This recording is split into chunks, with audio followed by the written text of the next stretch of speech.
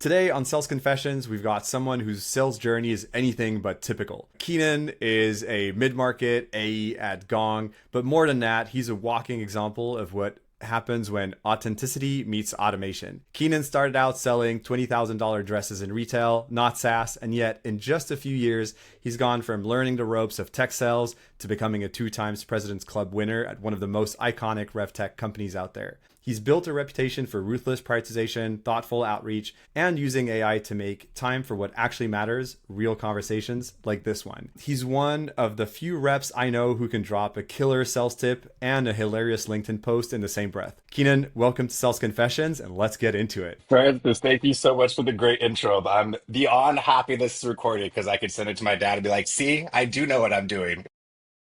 I, I've made it. I told you. I know it's soft. No, but thank you so much for the kind word, Francis. I'm super excited to be here. Yeah, I love it. I love their prep, and so I'm really excited to get into your confession. So, Keenan, time to confess. What is something Yes. that hasn't worked well necessarily in the past? Yeah, absolutely. This is actually something even since we talked last, I talked to some other members on my team about this who were also recently promoted from SDR. So I've been an AE for like 2 years now, but before that, I was an SDR. And to your point, I was used to selling dresses on the floor where the person's right in front of me and wanted to talk to me. So learning to be an SDR, I knew real quick, okay, got to get the person on the phone, got to get them to a meeting. But other SDRs out there will understand that there is a lot of pressure to book qualified leads and to book at power. Right. So being an SDR for 15 months, I learned real quickly, okay, my AEs want to speak with decision makers, speak with executives in the C-suites and senior leadership. So naturally, early on in my AE career, as I transitioned into an AE, I had almost pre-built filters in my brain to really only try to be speaking to power in the decision maker, which of course in a sales cycle, you need that. But it kind of bit me early on really bad. And I definitely learned from it. So here basically is the story. Early on in my AE career, I hopped on a call with an individual who wanted to learn a little bit more about Gong. Obviously, what all A's do, check LinkedIn, start doing some research. And then I realized that it was actually a junior level enablement manager. So red flags go off in my brain, obviously, because I have these pre-built filters. I'm like, that's not on my list of qualified personas from when I was an SDR. So I automatically am already kind of like not wanting to hop on this call. For context, it was the end of quarter. There's 2 days left in the quarter. I had multiple open deals that I was trying to close. So as you could imagine, Francis, my brain was all over the place, specifically in some of these deals. So I hop onto the call, and not only is there a junior enablement manager, but there's about 3 or 4 brand new SDRs. So I'm having PTSD flashbacks of my AEs telling me like, hey, you can't book SDRs to take meetings. Like this isn't qualified. So I'm on the call, start running the demo, start having the conversations. And of course, in the moment, I didn't think I was doing anything poorly. But obviously, looking back, I realize now that I was definitely rushing through the call, wasn't very present, probably was thinking about how do I get off this call so I could go try to close these other deals. And ultimately, probably didn't give them a very good buying experience. Now, the reason that this is a lesson that I've learned heavily from, it turns out in retrospect that SDR committee with the enablement manager was actually assigned by senior leadership to make evaluations for a conversation intelligence platform and an enablement platform. Couple days later, obviously I follow up after the quarter. I'm not manic and crazy anymore. And I'm like, wait a minute, maybe I should reach back out to this enablement manager to see how everything's going. Turns out they actually went with one of our competitors, and she, very grateful for her, gave me some feedback very directly and said, to be honest, you were extremely dismissive during the entire demo. And it kind of hit me like a lot as a person first, because I've always prided myself in treating everyone the same, being kind to everybody, and talking to the person on the other end of the screen. Hearing her say I was dismissive made me immediately feel bad as a human being. But also, once she told me that the full story about how they were assigned to look into this and they went with a competitor, that's when the light bulb moment went off. Is in any sales world as an AE, you should not make assumptions based strictly off of companies or industries or titles. You never know if the person you're talking to, whether it's a SDR, an AE, a product manager, you don't know how much pull they have. And you also don't know what kind of selling is happening when you're not in the room. So in that moment, I realized really quickly, okay, no matter what, if anybody's going to take time out of their day to hop on a meeting, learn more about Gong, and actually talk to me, I'm going to talk to everyone like they are the CEO of the largest company in the world. Because ultimately, that's how you should treat people anyway. But for salespeople, think of this. You might have a company that might not have established clear lines of leadership. You might have somebody who is considered the right hand to that CEO that might be a CSM themselves, or might be an SDR who actually just loves being an SDR and it's a small company and they all communicate. Those people can be large influencers in your deals. And sometimes they're even a part of that decision making committee. So the lesson learned was don't be a jerk, right? Treat everyone with kindness and also don't make assumptions. I can tell you, Francis, with confidence, I have learned my lesson, and it actually came to fruition almost a year later, where I was in a very similar situation. Had a call with a CSM, not a CSM manager, with a CSM. We spent 40 minutes going through the entire platform. I was showing him how he could use Gong to basically take care of the customers and basically do his CSM role. And what do you know? So excited. We had such a great conversation. They said, hey, could I bring my manager to a call? I think my manager would really love this. Then met with the manager, and the manager's like, this is great. Can I bring my VP to a call? And next thing you know, me and my management team is with the CEO having a fantastic conversation that all started early on with the CSM. And it turned out to be one of my largest deals. So, in short, be a human and be kind and don't make assumptions. It's super interesting because it was something you were mentioning, remembering that at the end of the day, you're dealing with humans. And I think a company that did this really well was Gainsight. When Gainsight started, they're kind of a CRM for CSMs. They were kind of the only ones going after CSMs. And I think CSMs were not necessarily the most catered for part of the organization. So having someone recognize their value and actually pitch to them felt really good. And I think that alone led to a lot of success. Just in general, showing respect to people who took time to come book a meeting with you can pay, a lot in return. So another element that I find interesting around this is how we all at every company use one of the like MedPick, Medic, Yes. whichever it is. And for some reason, it's almost a taboo, even though everyone knows to some extent it's happening in the background. As a seller, you can actually use tools like Gong, or like the fact that things are recording to kind of break the fourth wall and say, hey, look, my manager is going to ask me about Medic. So I actually need to ask you, who's the decision maker on this? What is the decision process? Even say hi to my manager so you can move on. I think that's something that you can do in a playful way to also bring the seller and the buyer and the champion together. Okay, now we're together talking to this third person. Yes. Rather than something that can feel a little bit like, hey, like give me the information Who's that your I boss? need. Yeah, Yes, exactly. No, I love that because, well, it makes it more natural, right? Because it's like, hey, at the end of the day, we're both doing our job on calls. So if you break the fourth wall, like you said, because we talked about it a little bit yesterday, the example that I recently gave to the team when they're asking me about best ways to build champions or like be a little bit more natural, because ironically, 2 years later after that incident, I would say I'm probably one of the most natural and people's persons on calls now, a little bit because of being scarred, but just learning that that's actually a good way to sell is just being a human. I told one of my colleagues, I was like, have you ever seen Deadpool? You know how he likes the fourth wall and like lets the audience know, hey, I know this is a movie, but we're going to enjoy it together. 100% to your point. It's so much better to be, hey, I have to ask this question and it's going to be helpful for both of us. And it usually turns into a joke, and it kind of breaks down that barrier of, okay, this is a sales call. It's like, no, it's a conversation, and hopefully it turns into a sales call. But hey, we have some work to do first. Yeah. Yeah. And if there's one thing we've learned from ChatGPT is that humor is still not the thing it manages. So it's still what makes us human, right? So let's keep on bringing humor and lightheartedness into sales calls. 100%. If you're a leader who gets hundreds of emails a day, I'm sure, for cold outreach and then cold calls, and then you have 10 to 12 back-to-backs and they all start to sound repetitive and robotic, you're real quickly not going to enjoy those sessions. But if there's that one that maybe like allows you to be your full self, have a little fun, you might actually be the most memorable of that day too. Yeah. And probably the one that they want to re engage with the following 100%. week. Love it. Maybe switching gears, one of the questions that we like to ask is, how do you use AI in your sales process today? So being at Gong, I'm sure there's a lot, but really curious to hear where you use AI and what are potentially like some pragmatic, tangible things Mhm. that people could replicate on their side. Yeah. You're right.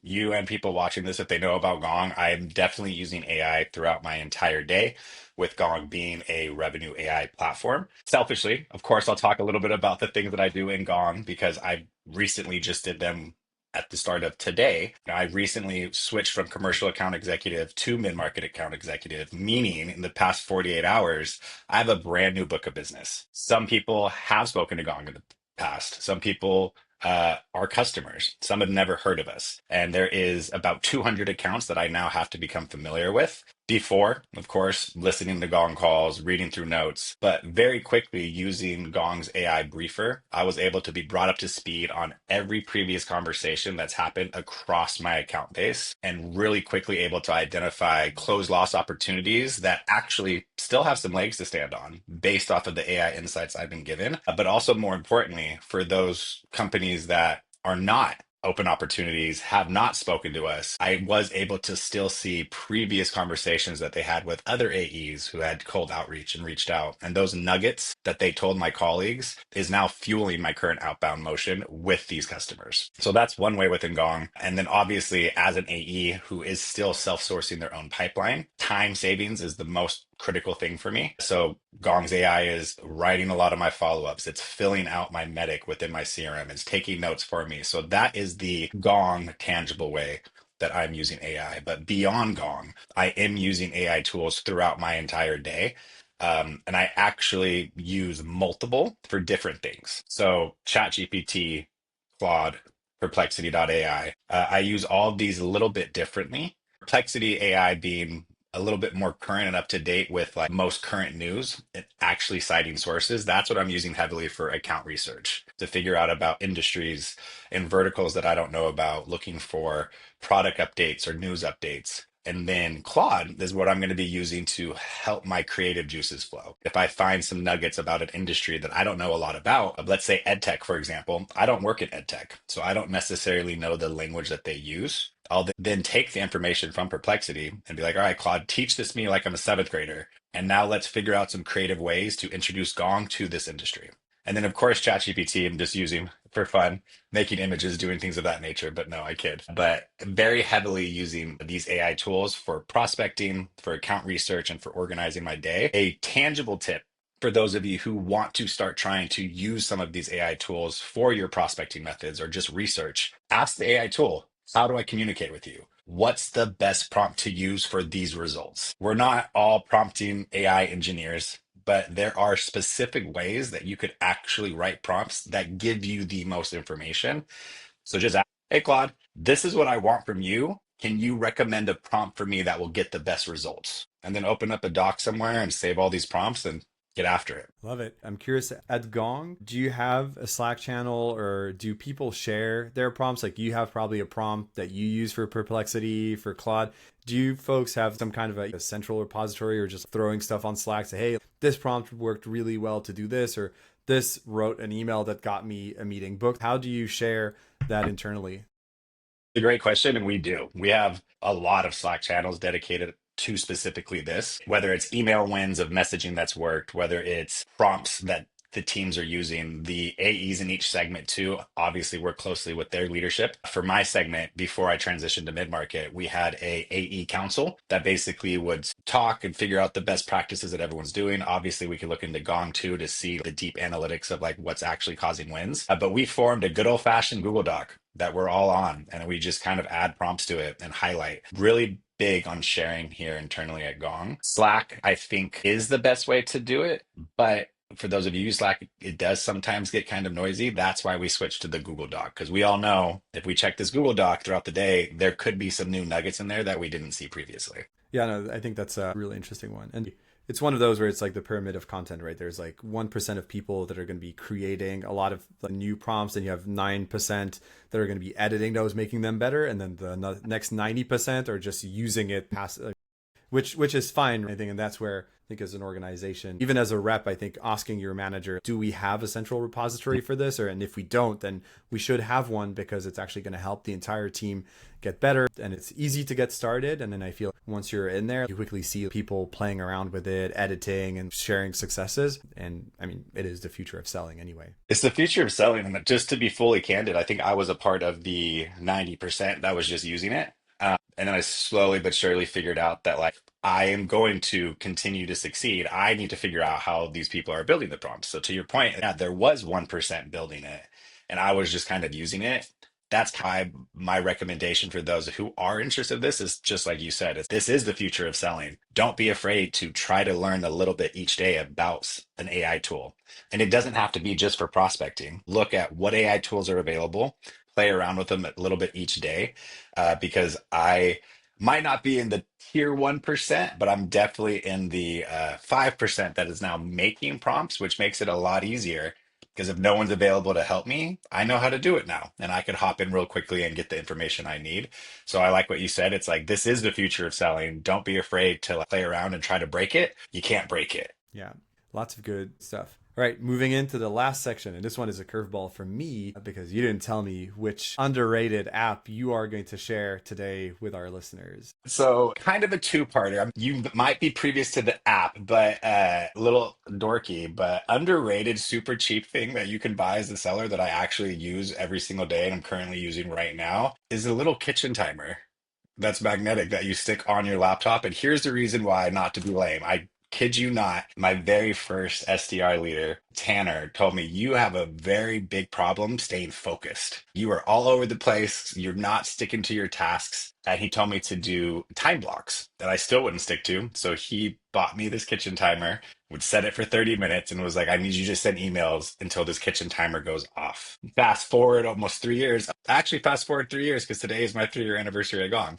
Congrats. Thank you. Fast forward 3 years, I use this for everything. So I'm on back-to-back demo calls that are scheduled for 45 minutes. So I'll set the timer for 30 minutes. And when it goes off, I know stop demoing and move on to next steps and pricing negotiations. Here, I knew that I couldn't talk for an hour, so I had it set for a shorter time to make sure I kept everything going. That is a actual super cheap and easy thing that I would recommend to sellers to buy. The app that I think is underrated, that's highly rated where I live, but maybe not everyone has heard about it. I actually used it yesterday. It's called Yuka. The reason I like it is because I'm somebody who thinks they eat healthy, but basically also super easy to sell to me, meaning like marketing and labels work on me. And I found out with Yuka, you could scan the barcodes of foods that you think are quote unquote healthy because it says, hey, fat free, sugar free, all natural. And Yuka will tell you actually what's in this and is this actually something that I should be eating. Both kind of cheesy, but both I use all the time and would strongly encourage. This is a little bit more salesy, definitely for like a salesperson. Yuka would just make you like a little bit healthier. Love it. Yeah, and pun intended, it was cheesy. Yeah, Yuka is a really good app, and it actually works also like beyond food, right? You can use it for like creams, soaps, like all those kind of products. And it's sometimes really interesting to see how marketing can be deceiving. It looks like it's a very healthy product, and then you scan it and you get an insight into how many chemicals might be in there to make it look cool. For the shampoos specifically, but I think it's called greenwashing, I think, where it's like a marketing tactic to kind of push some of the healthier products that ironically I should be aware of working in sales, but I told you this. And if you're watching this, don't slide in my DMs and try to sell me because I probably will buy it. I'm very easy to sell to because I love like the trendy marketing stuff, but I think sugar-free and fat-free are big ones that I was like, I'm doing so good. I'm so healthy right now. And then Yuka was like, yeah, but there's 5,000 milligrams of sodium in it, and it's actually made with a bunch of fake stuff. So yes, cheesy, but very, very helpful. Love it. And the person who introduced us, Chloe from our team. Shout out, Chloe. Actually, yeah, shout out to Chloe. She's actually the one who introduced me to Yuka as well. So hey, I'm telling you, it's we're good little network right here. We're just helping each other out. I know. I love it. Awesome. Well, Keenan, spot on time. Thanks a ton for sharing all these insights, for confessing. I mean, it's always great to have people who are willing to open the kimono and share a little bit of some of the things that didn't go well, because I think this is how we help the profession get better faster, rather than just, bragging on LinkedIn about how awesome we are every day, waking up and crushing it day in, day out. So again, thanks a ton 100%. for joining Yes. us. If people want to be in touch, what's the easiest way if they want to sell you their new brand of shampoo or stuff like that? Well, first of all, thank you for bringing me on. This has been a lot of fun. The best way to reach me, to be honest, is gonna be LinkedIn, and I accept all connections. Would love to have a conversation. Just try not to sell me anything too expensive. My wife and I are trying to budget, and I just know that like if you're really good, it's not going to be good for me. But yeah, feel free to hit me up on LinkedIn. You just need to make her a decision maker in the She process, and is then she is she the is the CFO. decision she She's is the the decision CFO. maker. I promise you. I promise you. Love it. And yeah, and in any case, if you're listening to this, like give Keenan a follow on LinkedIn. His content is really good and funny. It's definitely one of the highlights of my day when there's a good post out there. Again, thanks Keenan for everything, and for everyone else. Looking forward to seeing you on the next episode. Thank you so much, Francis. This was awesome.